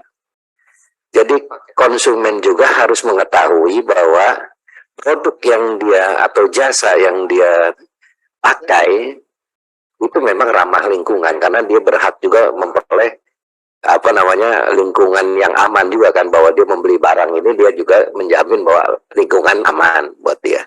Itu tambahan dari saya. Selebihnya mungkin begini, Pak. Karena saya nggak ikut panja ini, mungkin saya hanya berharap bahwa penyusunan ini kan intinya berisi tujuan, ada tujuan dan ada cara untuk mencapai tujuan, Pak. Nah, ini kan undang-undang ini mengarah kepada perlindungan konsumen, ya, Pak, ya. Jadi bobotnya lebih ke arah kepada sunan hak asasi manusia ketika menjadi konsumen, Pak. Jadi bobotnya lebih ke arah kepada penyusunan hak asasinya, Pak. Dan pembuatan ekosistem bagaimana hak asasi itu bisa dipenuhi. Tetapi bicara hak asasi, Pak, tetap harus ada unsur pemaksaan yang bisa melindungi ketika itu dilanggar, Pak. Bahwa menciptakan ekosistemnya dalam rangka perlindungan, oke, tapi kegiatan pemaksaan tetap juga harus ada, Pak, ketika itu terlanggar. Karena ini bicara hak asasi, Pak. Hak asasi manusia ketika dia menjadi konsumen. Demikian, Pak. Terima kasih. Baik, lanjut ke Ibu Eli. Udah siap? Setelah Bu Eli nanti Pak Awi ya. Wah, sama-sama. Ya, terima kasih pimpinan dan badan keahlian. Tadi dari beberapa yang disampaikan ada beberapa poin penting mungkin tadi disampaikan tentang bagaimana kebocoran data kita tiba-tiba mendapatkan pesan padahal kita tidak kenal ya. Apakah ini sudah dibahas dalam rancangan undang-undang perlindungan konsumen tentang kemungkinan terjadinya kebocoran data dan konsumen. Lalu mungkin poin penting kedua itu bagaimana memperjelas mekanisme ganti rugi dan penyelesaian sengketa yang saat ini belum diatur dalam Undang-Undang Perlindungan Konsumen. Lalu tadi tentang BPSK, Badan Penyelesaian Sengketa Konsumen, yang saat ini keberadaannya hanya di beberapa daerah saja dan peran yang minimalis. Seperti di Kabupaten Bogor, contohnya itu seperti hidup segan mati tak hendak. Kantornya ada, orangnya hanya beberapa orang, perannya tidak jelas itu karena anggarannya juga sangat minim, katanya hanya 100 juta. Ya bisa berbuat apa 100 juta untuk ATK saja sudah habis. Sehingga setahun itu hanya beberapa pengaduan gitu. Dan itu pun belum tentu dilayani karena memang dengan ketiadaan anggaran gitu. Jadi mungkin saya berharap ini ada penguatan lah peran dan fungsi dari BPSK untuk kedepannya gitu. Jadi masyarakat juga tahu harus kemana mengadu. Kalau sekarang kan ada BPSK tapi tidak bisa mengadu. Kalaupun mengadu juga tidak bisa diselesaikan gitu karena tidak jelas keberadaannya. Mungkin itu saja. Terima kasih. Baik, Pak Awi, supaya konsisten nanti ya. Rambutnya itu loh, nggak tahan rambutnya. Dan pengaduan badan Makanya harus dilama-lamain. Terima kasih. Assalamualaikum warahmatullahi wabarakatuh. penyelesaian sengketa konsumen. Pimpinan dan anggota Komisi 6 yang kami hormati, Kepala BKD Pak Sensi, Pak Dr. Sensi. Terima kasih. Pertama kami mengapresiasi rumusan draft yang disampaikan oleh BKD. Ini bukan perkara gampang menyusun draft seperti ini. Tinggalkan sekarang dari Komisi 6 apakah dicukupkan usulan dari beliau sehingga kita proses secara internal kan seperti itu. Sehingga Pak Sensi ini soalnya tugasnya banyak gitu. Jangan dibebani satu RUU saja gitu kan. Jadi kalau kami berharap aspirasi kami presentasi dari BKD ya cukup hari ini, ya kedepannya tinggal itu kan jadi keputusan internal Komisi 6 mau diapakan barang ini gitu. Yang berikutnya ada beberapa hal mungkin yang perlu penyempurnaan ini di internal kita. Kalau kemudian ini dicukupkan sampai hari ini saja yang BKD terkait dengan syarat-syarat. Pertama kaitannya dengan komposisi keanggotaan dari Badan Perlindungan Konsumen Nasional. Syaratnya tidak jauh berubah, hanya penambahan. Tetapi yang belum masuk di sini mungkin penting juga adalah syarat pendidikan. Jangan pula orang yang tidak bersekolah, mohon maaf gitu, lolos gitu. Sebenarnya kalau dilihat dari ininya, ya ini orang paling tidak sudah bersekolah. Tetapi kalau dirumuskan itu sebagaimana lazimnya komposisi pengisian jabatan seperti ini, syarat pendidikan juga harus disertakan, termasuk juga di LAPSK itu yang ini kan lembaga ad hoc ya LAPSK gitu, dan pengganti dari Badan Penyelesaian Sengketa ya Pak. Ya saya kira syarat itu juga perlu, cuman memang perlu penegasan terkait dengan masa berlakunya LAPSK itu. Di sini baru disebut pengangkatan dan pemberhentian anggota ditetapkan oleh LAPSK. Sementara LAPSK bagian dari dalamnya itu. Gimana dia kalau tidak mau memberhentikan dirinya sendiri gitu kan. Rata-rata kan seperti itu. Nah, perlu mungkin dikonkretkan. Misalkan kalau itu sifatnya ad hoc, apakah setiap ada masalah atau seperti apa. Tapi lagi-lagi kalau Pak Sensi ditugaskan kembali oleh Komisi 6 menyempurnakan. Kalau tidak itu menjadi konsumsi Komisi 6. Yang terakhir, sebagaimana lazimnya penyusunan RUU sebagaimana ketentuan Undang-Undang MD3 bahwa dalam setiap penyusunan undang-undang sekarang ada ketambahan yang namanya pemantauan. Nah, di undang-undang ini belum ada pemantauan undang-undang oleh AKD. Nah, itu nanti bisa dimasukkan. Terima kasih. Sementara gitu Ketua, karena di samping saya ada Ketua Balik, saya nggak bisa lama-lama Ketua. Terima kasih. Assalamualaikum warahmatullahi wabarakatuh. Hah? Waalaikumsalam. Jadi saya juga saya mohon maaf karena telat tadi. Sebetulnya harusnya hari ini kita menerima dulu finalisasi dari Pak Sensi dan BKD, kemudian kita rapat internal untuk membentuk panjanya, baru kita gali di dalam panja. Tapi karena saya tadi datang setengah rapat sudah berjalan, jadi sudah terlanjur. Nah, kita habisin aja dulu nih teman-teman yang memberi saran rembuk, tapi nanti nggak usah kita perdalam setelah ini, supaya kita bisa lanjut kepada agenda-agenda kita berikutnya. Pak Tommy, silakan.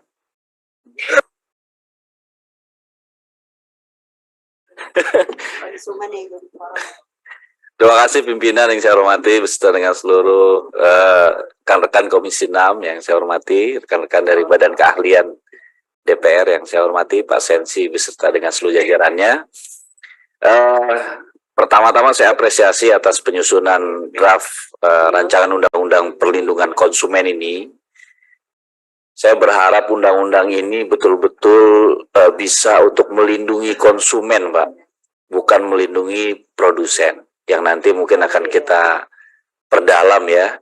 Karena selama ini, karena negara kita ini adalah negara yang menjadi konsumen terbesar, Pak, dari pasar yang masuk ke Indonesia, saya kira undang-undang perlindungan konsumen ini menjadi tameng yang sangat penting bagi konsumen yang ada di Indonesia.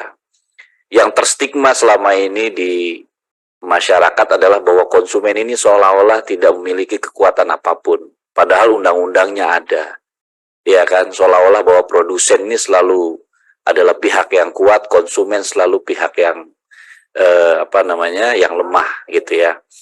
Nah, mudah-mudahan dari apa yang telah dibuat draftnya ini betul-betul dapat melindungi konsumen dan juga menyelesaikan permasalahan-permasalahannya. Saya kira mungkin itu saja. Saya tidak akan memperdalam terkait dengan kasus mungkin juga yang saya alami, Pak ya. Saya ini masih bingung antara saya mau melapor atau tidak, tapi yang jelas saya ini adalah korban. Jadi momentum perubahan undang-undang ini saya kira harus memperkuat konsumen. Boleh disinggung sedikit korban apa, Pak? Korban pembelian motor listrik. Ini dari BUMN bukan? Belinya di pameran. Oke. Sampai sekarang motor listriknya plat nomor dan izinnya nggak keluar udah 7 bulan. Oh, enggak, ini belinya dari BUMN bukan? Bukan. Oh, bukan. Salahnya nggak beli dari BUMN. Alasannya CBU lah sekarang. Jadi macam alasannya. Listriknya bisa masuk. Listriknya masuk cas kayak handphone gitu. Karena satu-satunya motor yang tanpa baterai, dia langsung di-charge di rumah waktu itu di pameran. Saya beli kan. Kemudian ya inilah, karena ketidakkuatan konsumen ketika kita melakukan protes dan lain sebagainya, mereka beralasan bermacam-macam lah kurang lebih. Saya belum ke sana sih, baru supir saya, nanti saya ke sana. Tapi saya korban lah. Begitu yang kedua, foto saya dipakai di Instagramnya mereka sebagai pembeli. Wah, ini juga ini buat promo itu. Wah, ini Sengketa ini. bukan 2 kali tuh, korban 2 kali. Seolah-olah endorse nih. Iya. Aduh, kacau. Jadi Pak Tommy harus masuk panja itu. Baik itu. Pak Muslim, gantian Pak Muslim. Terima kasih pimpinan. Assalamualaikum warahmatullahi wabarakatuh. Pimpinan dan teman-teman anggota Komisi 6, Kepala Badan Keahlian DPR, sejajarannya. Pertama tentu menarik Pak ketika bicara berkaitan perlindungan konsumen. Terus terang kalau kita mau jujur, Indonesia ini mungkin sesuatu negara yang paling banyak konsumen ini yang tak berdaya, Pak. Artinya bingung mau lapor kemana. Tapi ya karena negara kita nerimo, Pak. Dan nerimo ya sudahlah, ya kan. Padahal kalau kita mau jujur, korbannya kan bukan sedikit, Pak. Tapi kita bersyukur tentu dengan adanya undang-undang perlindungan konsumen, mudah-mudahan ini menjadi solusi, Pak. Yang kedua terkait dengan perdagangan melalui e-commerce, Pak. Banyak sekali hal yang perlu diperhatikan dari sektor ini. Kita tahu betul mulai dari konsumen yang dapat melakukan pembelian suatu barang dari berbagai daerah tanpa melihat kondisi barang tersebut. Kemudian juga masalah penyelesaian sengketa, Pak, yang terjadi di antara konsumen dengan pelaku usaha yang berkedudukan di luar negeri, kan. Kita tahu betul ini kan sekarang banyak sekali, Pak, yang barang-barang kita yang masuk nggak terkendali, Pak, dari luar negeri, yang setiap hari ini kegiatan ibu-ibu rumah tangga, Pak, melalui belanja online, Lazada, dan lain-lain. Ini juga banyak sekali korban-korban seperti ini yang bingung juga mengadu kemana, ya kan? Kemudian juga kita lihat juga di sini misalnya pelaku usaha yang berkedudukan, termasuk yang saya sampaikan di luar wilayah Indonesia, yang belum terakomodir dalam peraturan perundang-undangan di Indonesia. Padahal kalau kita mau jujur, secara yuridis hal ini sangatlah penting, karena berkaitan dengan yurisdiksi pengadilan yang berwenang mengadili apabila timbul sengketa, dan juga masalah pilihan hukum, dan juga masalah pasar modern yang menempatkan konsumen berada pada posisi yang lemah jika dibandingkan dengan pelaku usaha. Pada akhirnya kita lihat betul memang di mana-mana ini kan, kalau kita lihat nih peraturan sebelah pihak, Pak. Bahkan konsumen nggak pernah tahu apa yang dilakukan oleh pihak pelaku usaha, ya kan. Kemudian dalam praktek jual beli atau perdagangan dengan sistem e-commerce ini juga konsumen tidak memiliki pilihan, Pak, lain selain mematuhi aturan yang diberlakukan oleh pelaku usaha. Dengan begitu banyak sekali konsumen yang dirugikan, Pak, dan tidak bisa melakukan perlawanan ketika kerugian terjadi. Kita tahu betul banyak sekali ini yang dia tidak bisa melakukan. Mungkin ini yang mendapat gambaran dari saya, Pak. Kami ingin mengetahui, Pak, sejauh mana undang-undang existing versus undang-undang yang direvisi sudah memuat hal-hal di atas. Lalu bagaimana juga kecepatan dan fleksibilitas undang-undang yang akan direvisi ini menyesuaikan dengan perubahan yang cepat dan sistem perdagangan digital. Kita tahu betul dengan kondisi hari ini kan perdagangan digital kan tidak bisa kita kendalikan, Pak. Ini bahkan sudah masuk di pelosok-pelosok pedesaan. Dan ini saya yakin akan terus berkembang, Pak. Jadi saya berharap nanti undang-undang ini juga sudah mengatur sedemikian detail berkaitan juga perdagangan e-commerce ini. Karena terus terang saya katakan ini hari-hari saya yakin itu per bulan bukan miliaran, triliunan, Pak, yang kita tidak bisa kendalikan dari berbagai negara di dunia. Ini mungkin beberapa hal yang menjadi masukan dari saya, Pak, sehingga berkaitan revisi ini juga bisa mengakomodir atau memasukkan secara detail berkaitan dengan perdagangan e-commerce ini. Terima kasih pimpinan. Assalamualaikum warahmatullahi wabarakatuh. Salam. Terima kasih Pak Muslim. Selanjutnya Pak Endro. Oh, nggak ada. Oh, ada. Terima kasih pimpinan. Yang kami hormati pimpinan, kawan-kawan Komisi 6 serta Badan Keahlian.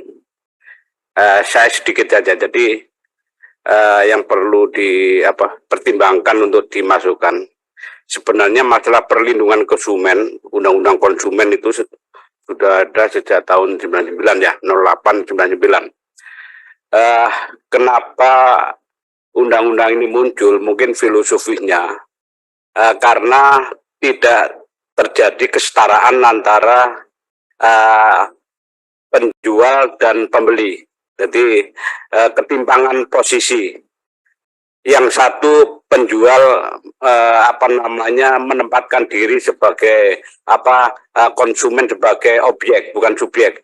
Seharusnya itu landasan filosofinya itu adalah sama-sama sebagai subjek.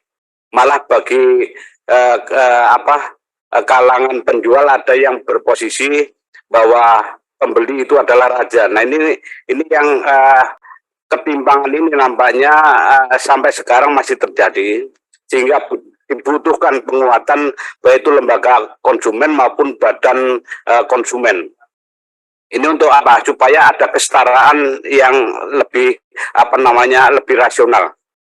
Nah, kalau keterkaitannya dengan revisi undang-undang ini sebenarnya kan tidak ada perubahan yang signifikan kecuali karena memang perkembangan zaman atau teknologi yang tadinya penjual dan pembeli, konsumen dan produsen maupun yang perusahaan penjualnya.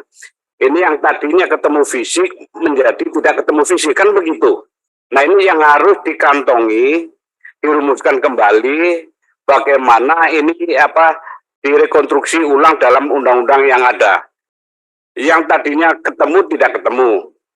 Terus kalau ketemu ada kecurangan gampang dikomplain. Nah, ini kalau tidak ada pertemuan ini, sistemnya tidak online dan sebagainya, ini harus ada perlindungan. Umpamanya barang yang didisplay ternyata beda dengan yang dikirim. Nah, model-model kayak gitu. Nah, memang selama ini sudah ada yang melindungi dalam bentuk undang-undang ITE. Ini transaksi. Tapi memang harus secara eksplisit di undang-undang RUU konsumen ini juga dimasukkan kaitannya dengan perlindungan konsumen secara elektronik. Supaya tidak hanya mengandalkan undang-undang ITE yang nomor 71 2019 tentang penyelenggaraan sistem dan transaksi elektronik. Ini memasukkan juga di dalam RUU konsumen, perlindungan konsumen. Nah, yang paling penting menurut saya, karena ini semuanya tersambung secara IT, bagaimana ini terselesaikan kalau ada dispute. Ini nih. Nah, ini mungkin apakah ini perlu dimasukkan model-model arbitrase, tapi arbitrase secara online. Supaya bisa cepat tertangani. Itu aja pimpinan. Terima kasih. Baik. Kemana lagi daftarnya? Oh, di sini. Pak Nusron. Terima kasih Pak Haikal. Pertama saya mohon maaf waktu rapat pertama saya nggak hadir, mungkin ada yang mengulang Pak. Siapa namanya ini? Pak Doktor, Pak Sensi. Saya ingin sharing pendapat karena Bapak ini kan ahli. Nama juga badan keahlian. Yang semuanya ahli. Kalau kita ini kan bukan ahli. Pemahaman saya, pokok masalah dari perlindungan konsumen itu kan masalah asimetrik informasi. Supaya kita mengurangi atau tidak ada asimetrik informasi, maka di dalam undang-undang ini kita perlu memperjelas tentang sejauh mana informasi yang wajib diterima oleh konsumen. Nah, karena itu pertanyaannya adalah kita mau atur apa dan bagaimana di dalam undang-undang ini tentang informasi-informasi apa saja yang wajib dituangkan di dalam undang-undang ini yang itu harus sampai ke konsumen. Mengingat problem konsumen ini adalah multisektoral. Tentunya informasi di bidang barang, konsumen barang berbeda dengan informasi di bidang dengan jasa. Informasi yang diterima oleh jasa konstruksi tentunya beda dengan informasi yang harus dibutuhkan dan diterima oleh jasa keuangan. Termasuk juga jasa pendidikan, jasa kesehatan, dan sebagainya. Karena itu, kata kunci dari regulasi undang-undang konsumen ini, yang paling utama adalah batasan tentang informasi apa saja dan sejauh mana yang harus diberikan kepada konsumen. Apakah masuk barang bekas itu wajib disampaikan kepada konsumen? Kita kalau dalam teori ekonomi kan, Pak Haikal, ada namanya market lemon dulu itu. Ya kan? Teori market lemon yang sampai dapatkan hadiah Nobel itu. Tentang asymmetric informasi itu kan dalam rangka perlindungan konsumen itu. Dia kasih contoh tentang pasar mobil bekas. Tidak mungkin namanya maklar mobil bekas itu akan menyampaikan informasi apa adanya kalau mobil yang dijual itu pernah penyok, pernah tabrakan, kan nggak mungkin. Nah ini kan perlu diatur. Termasuk kalau dalam dunia Islam, di Timur Tengah sekarang mulai muncul istilah selain halal tuh toyib. Toyiban. Halalan toyiban di Timur Tengah. Ternyata waktu saya ke Dubai, ngobrol sama kayak semacam komisi fatwa MUI-nya sana yang mengatur masalah halal-halal itu, kata toyib itu luas. Sampai seandainya itu tanaman itu informasinya ditanam di tanah yang sengketa apa tidak. Misal kalau kita itu barang, beli solar itu solar hasil curian apa tidak. Itu sampai begitu definisi toyibnya. Nah, kita mau ngatur gimana? Karena kita undang-undang ini kan tentunya harus seimbang. Jangan memberatkan produsen. Kalau memberatkan produsen lama-lama nggak ada orang mau produksi di Indonesia juga. Tapi juga pada satu sisi, jangan menyepelekan konsumen karena konsumen juga punya hak untuk sehat, hak untuk hidup, dan hak untuk selamat. Sampaikan oleh Pak Bardi tadi. Ini poin pertama. Saya kira masalah informasi. Kata kunci daripada undang-undang perlindungan konsumen ini. Kata kunci kedua adalah protokol. Protokol penyelesaian sengketa konsumen dengan produsen. Di sini belum diatur protokolnya. Karena lagi-lagi undang-undang perlindungan konsumen ini multisektoral, tentunya protokolnya berbeda-beda. Ketika protokolnya itu dia merasa konsumen itu adalah konsumen transportasi, tentunya protokolnya berbeda dengan protokol jasa keuangan. Sebaliknya juga barang dan sebagainya. Ini masalah protokol. Nah, saya kira dalam undang-undang ini yang belum termaktub di sini adalah masalah protokol penanganan sengketa konsumen dengan produsen. Selama ini menggunakan mekanisme BANI kan, BAN maupun BANI, Badan Arbitrase Nasional ataupun Badan Arbitrase Internasional. Apakah itu akan kita jadikan BAN maupun BANI itu sebagai instrumen protokolnya penyelesaian itu, atau ada instrumen lain yang akan kita bahas dalam undang-undang ini tentang masalah protokolnya itu. Kemudian poin ketiga, lembaga yang mengatur dan lembaga yang memanage. Kalau lembaga yang mengatur tentang konsumen, produk, dan sebagainya, pasti itu kewenangan pemerintah. Tapi yang memanage tadi ini, apakah kita masih tetapkan Badan Perlindungan Konsumen itu sebagai alur lalu lintas protokol atau gimana? Atau kita perlu pertimbangkan jurus baru? Karena ini trennya, sejak undang-undang ini ada dari tahun 1999, hampir semua undang-undang sektoral itu memunculkan bab maupun pasal tentang perlindungan konsumen di sektor tersebut. Misal undang-undang jasa keuangan, itu ada bab tentang perlindungan konsumen. Undang-undang transportasi, ada bab tentang perlindungan konsumen. Berarti apa? Berarti undang-undang ini, tahun nomor 8 tahun 99 dulu itu, gagal menjawab berbagai problem yang ada. Buktinya kemudian dijawab dengan kecenderungannya semua undang-undang sektoral itu berlomba-lomba memasukkan pasal atau klausul tentang atau bab tentang perlindungan konsumen. Berarti desain undang-undang ini harus serius, Pak Aikal, supaya menutup pintu semua undang-undang sektoral itu tidak memasukkan pasal tersendiri tentang perlindungan konsumen, supaya percaya dengan undang-undang yang kita buat nanti ini.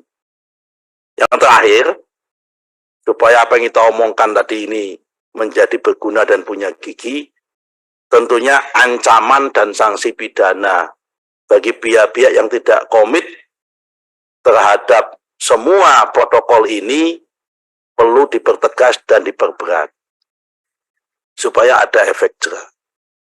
Saya kira 5 filosofi poin itu, Pak, saya ingin berdiskusi tentang filosofi undang-undang ini. Saya mohon maaf, saya nggak tahu apakah ini sudah masuk dalam pointers pembicaraan apa belum.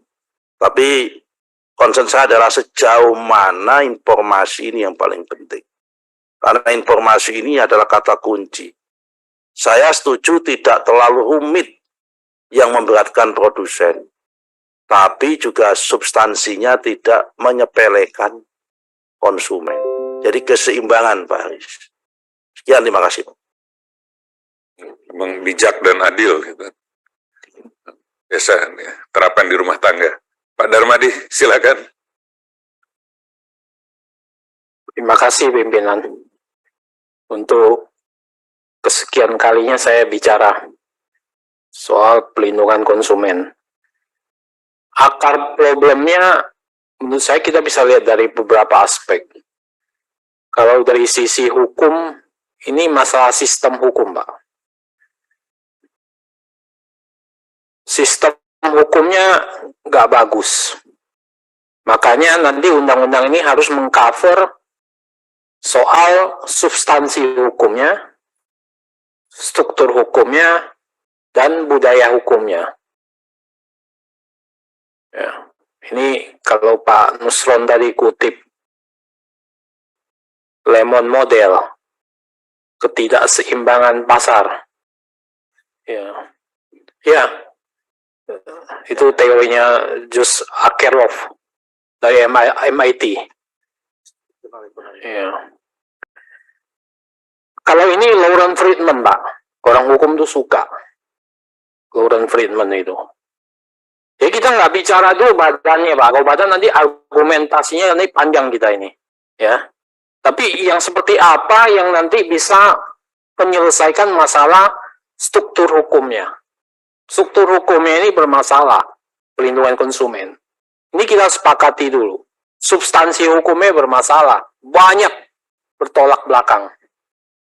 Kemudian budaya hukum, maka Bapak masuk ke partisipasi masyarakat tadi.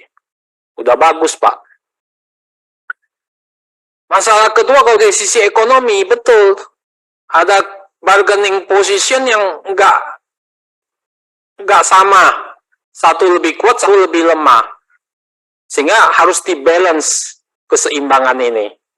Supaya kekuatan tawar-menawar daripada masyarakat naik. Dan pelaku usaha jangan juga digencet. Harus ada keseimbangan. Nah, itu yang penting juga nanti harus ada di sini gitu. Ya. Makanya tawaran-tawaran Bapak mengenai LAPSK dan itu saya belum nangkap, Pak, terus terang. Tapi nanti perdebatan. Saya belum nangkap sama sekali. Dari hasil riset yang kita lihat, saya itu belum nangkap gitu, Pak. Ya. Yang terjadi di bawah, masyarakat tuh bingung sebetulnya ini badan yang ngurusin siapa, Pak. Kemudian dibentuk macam-macam badan lagi, istilah lain lagi, ada LATSK dan sebagainya. Itu malah menambah runyam nanti. Itu sekilas, Pak. Ya. Seperti Lembaga Pelindungan Konsumen Swadaya Masyarakat, itu kan dia juga menjadi BPSK, menjadi BPKN, Pak, dia orangnya, Pak. Sana-sini nih orang ini. Semua. Orangnya itu-itu aja, Pak. Ya. Nah, jangan sampai dibuat complicated, malah kita harus sederhanakan. Makanya waktu itu tawaran saya adalah yang ini dua ini ya digabungkan karena memang nggak ada garis koordinasi gitu di bawah, sama sekali nggak ada garis koordinasi. Jadi ada dua, Pak, dari sisi ekonomi dan dari sisi hukum, Pak. Ini masalah kalau mau lihat. Hukum udah jelas nih. Sistem hukum ini harus dibereskan. Yang kedua adalah ekonomi. Bargaining kekuatan tawar-menawar tadi, bargaining power yang terlalu lemah masyarakat. Nah, itu dulu filosofis yang ingin kita ajak nanti setelah itu turunannya baru kita bicarakan agak dalam gitu.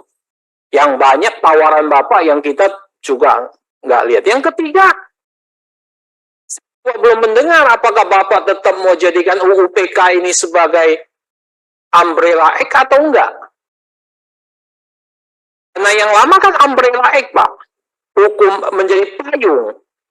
Sekarang apa kita mau tidak menjadikan ini sebagai undang-undang payung atau bagaimana? Ini juga harus diputuskan, Pak.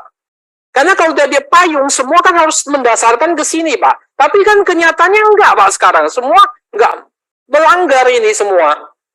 Undang-undang yang lain semua melanggar. Dan tidak menjadikan UPK ini sebagai payung, begitu. Nah, ini juga ke depan mau seperti apa? Ini nanti harus Bapak putuskan, kita harus putuskan bareng ini. Nggak sembarangan, Pak. Ya, karena kesesuaian horizontal dan vertikalnya nggak jalan semua. Betul kan, Pak? Kesesuaian horizontal dan vertikalnya nggak sama semua sekarang. Nah, ini agak jelimet, Pak. Apalagi datang undang-undang Pemda itu kan menghancurkan semua, Pak. Menghancurkan semua. Nah, ini menjadi hal yang harus kita diskusikan. Saya setuju kita nggak usah masuk dalam dulu. Tapi filosofis, seperti kata Pak Nusron ini. Penting sekali untuk kita angkat dulu. Nah, itu dulu yang saya ingin sampaikan. Saya pikir itu pimpinan. Terima kasih. Baik, terima kasih. Dari anggota sudah habis. Dari meja pimpinan. Nanti kita panjang. Ya, Pak Bimo, silakan.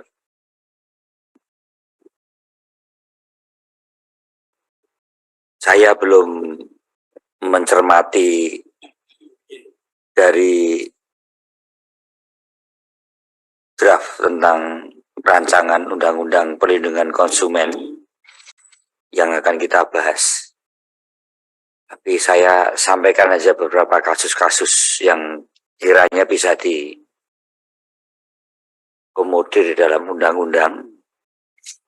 Yang pertama, tentunya masuk era perlindungan di dalam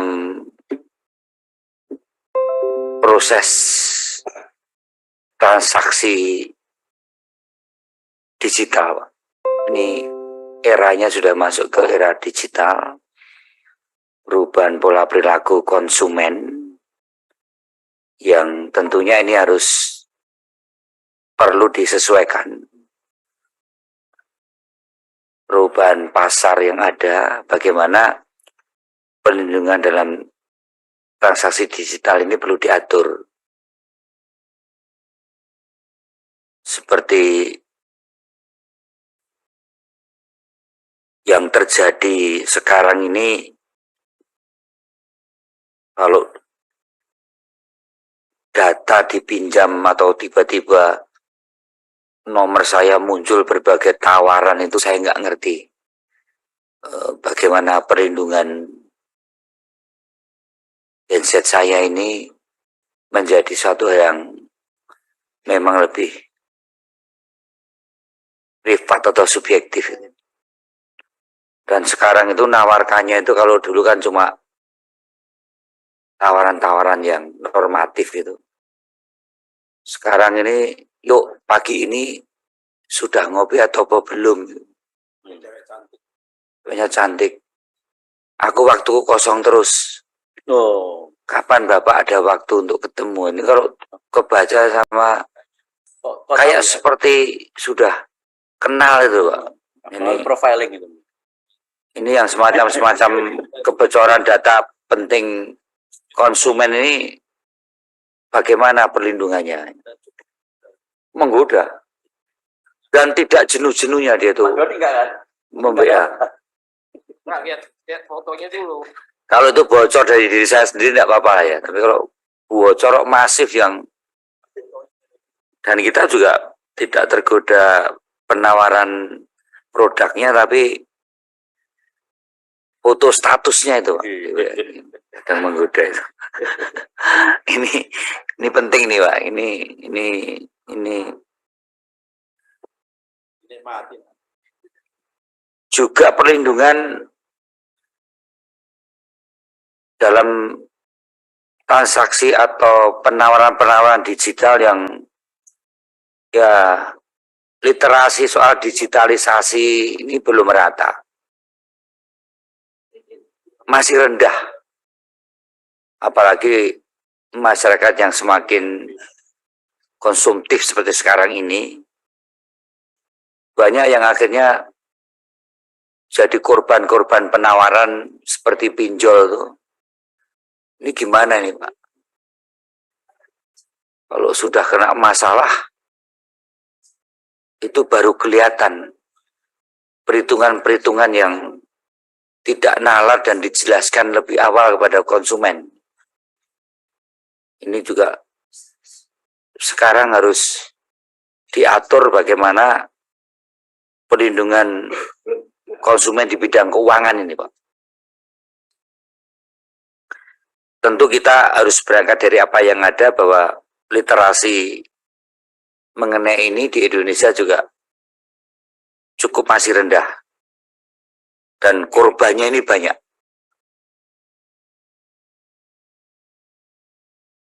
Juga hal yang terkait dengan situasi seperti minyak goreng kemarin.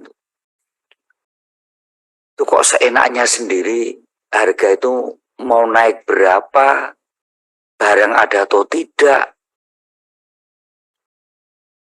Substansinya kan tugas negara itu kan melindungi segenap warga negara dan seluruh tumpah darah Indonesia. Nah, perlindungan di sini juga salah satunya melindungi warga negara sebagai konsumen barang dan jasa. Mereka punya hak untuk mendapatkan kebutuhan barang pokok seperti minyak goreng. Sedangkan produsen itu menaikkan harga itu sepihak, semau-maunya, juga ketersediaan barang itu ada atau tidak. Nah, kalau kita runtun, mereka juga tidak 100% minyak goreng itu dari modal pengusaha loh. Itu hak guna usaha. Itu tanah negara loh. Tanah negara yang di dalam negara itu ada komponen rakyat. Jadi, saya melihat minyak goreng itu, kalau itu tanah-tanah dia sendiri dia tanami, terserah. Itu tanah hak guna usaha. Nah, yang semacam ini, bagaimana produsen juga ngerti. Kok kemudian seolah-olah itu menjadi barang yang tanpa kewenangan rakyat lewat negara dan pemerintah itu mengatur. Itu saya pengen tahu sebenarnya, bisa enggak hal yang menyangkut hajat hidup orang banyak, apalagi rakyat negara juga punya saham seperti tanaman sawit itu ya. HGU kan bukan tanah milik pengusaha itu. Ini contoh-contoh bagaimana produsen yang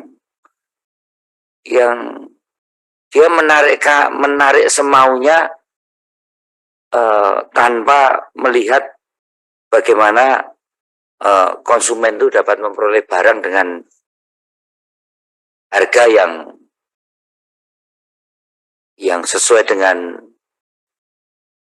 daya beli dan daya kemampuannya, tentunya terutama masyarakat kecil. Nah, ini yang perlu saya sampaikan tadi. Kebocoran data ini penting. Konsumen ini di era digital itu kan sangat cepat sekali mengubah perilaku transaksi dengan digital, dan ternyata tidak aman untuk menggunakan pembayaran sistem ATM dengan Grab segala macam. Itu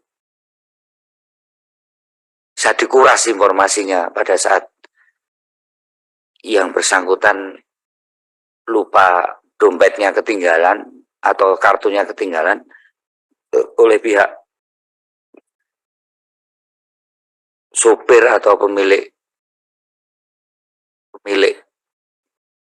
kendaraan itu yang kita sewa pakai Grab itu bisa nguras duitnya konsumen. Nah, ini tolong sekali lagi bahwa ada satu perlindungan dalam era transaksi digital saat ini dan hal-hal yang penting lagi tadi soal kepastian konsumen tidak hanya untuk mendapatkan informasi mengenai barang, tapi kepastian konsumen untuk mendapatkan informasi dan penyelesaian berbagai hal yang menyangkut sengketa. Ini kalau sudah dapat barang yang tidak sesuai dengan spek di era digital sekarang ini, terlalu sulit konsumen itu untuk menyelesaikan masalahnya dan informasi menyelesaikannya seperti apa. Ini yang terjadi di era sekarang. Dari harga yang paling murah sampai yang mahal. Ini yang perlu tambahan-tambahan dari apa yang ada selama ini yang kira-kira perlu bisa dirumuskan teman-teman dari Badan Keahlian DPR. Saya kira itu. Terima kasih. Wassalamualaikum warahmatullahi wabarakatuh. Waalaikumsalam. Baik, dari pimpinan yang lain? Nggak ada, cukup ya.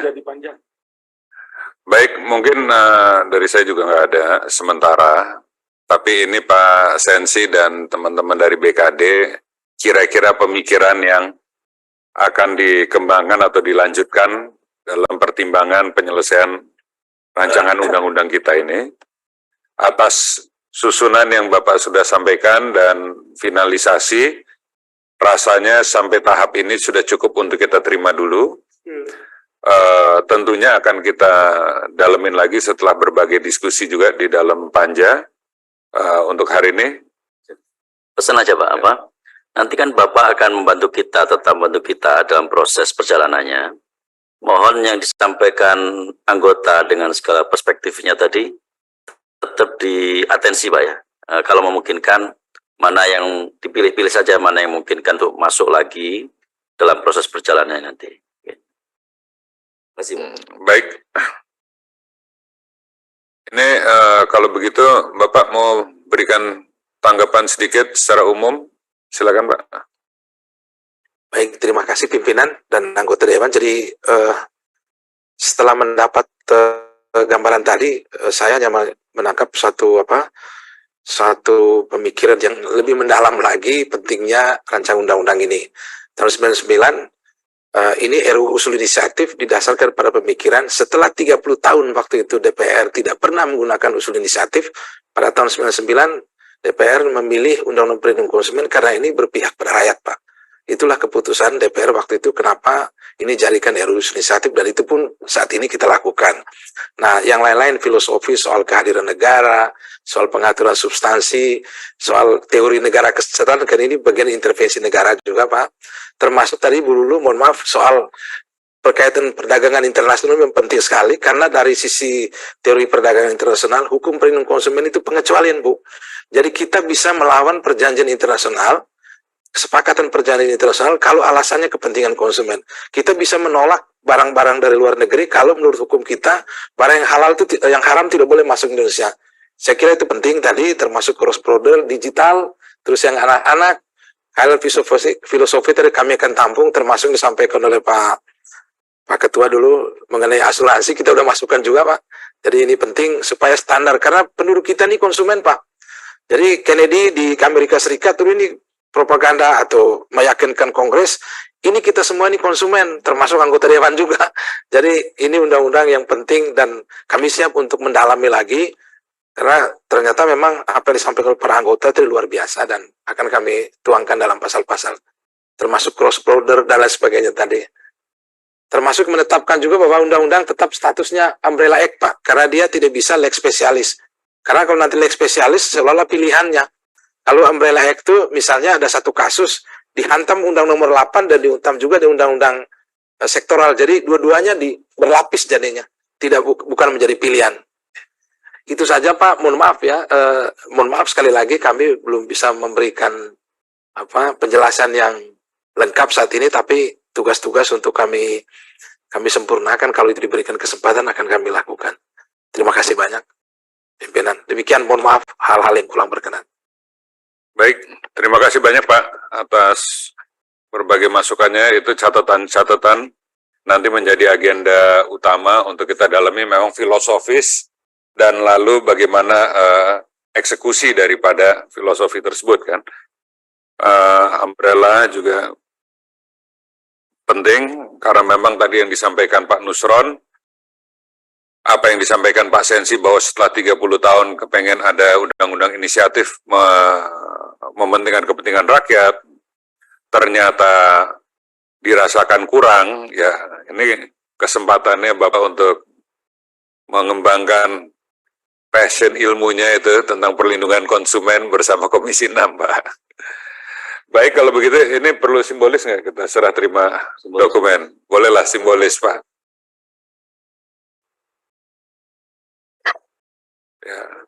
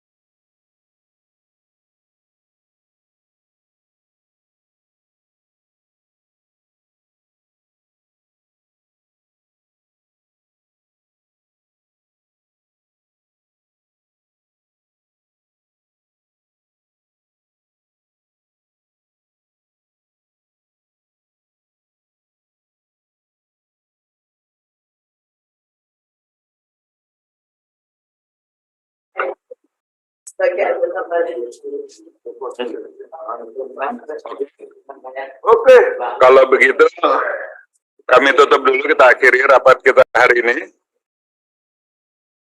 Atas nama pimpinan, saya ucapkan terima kasih kepada seluruh anggota Komisi 6 dan tentunya kepada Bapak Innocent dan Kepala Badan Keahlian DPR, maaf. Udah keingetannya BPKN, LPSK, dan tentunya seluruh Badan Keahlian DPR, kami ucapkan terima kasih atas kehadirannya. Nanti sampai kita ketemu dalam rapat panja-panja berikutnya. Baik, sekian kami tutup rapat dengar pendapat pada hari ini. Wassalamualaikum warahmatullahi wabarakatuh.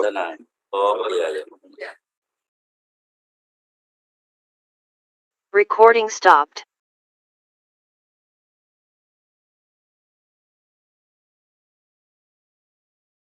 Recording in progress. Recording stopped.